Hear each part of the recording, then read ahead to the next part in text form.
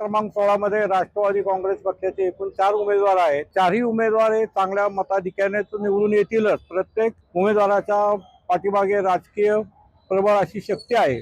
त्यामध्ये योगेश बापू ससानेबद्दल बोलायचं झालं तर ते त्यांचे वडील या ठिकाणी स्वर्गीय दत्तोबा ससाने हे त्या ठिकाणी या प्रभागामध्ये त्यांचं सरपंच कालावधीचं काम अतिशय उल्लेखनीय आहे। अजूनही मतदार स्वतः म्हणतात की दादा असते तर योगेश बापूला एवढं फिरायला लागलं नव्हतं, कारण की त्यांनी त्यांच्या नावावर ते निवडून जमा होते। त्याचप्रमाणे ते या ठिकाणी 3 टर्म नगरसेवक होते।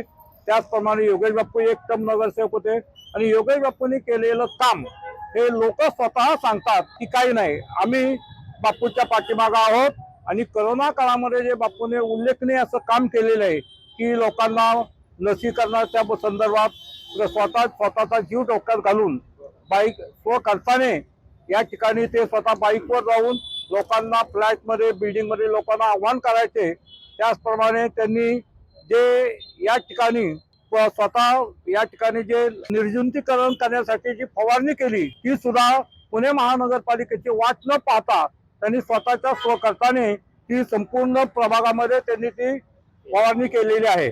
रोकठोक महाराष्ट्राला सबस्क्राईब करा आणि बेल आयकॉनवर क्लिक करायला विसरू नका।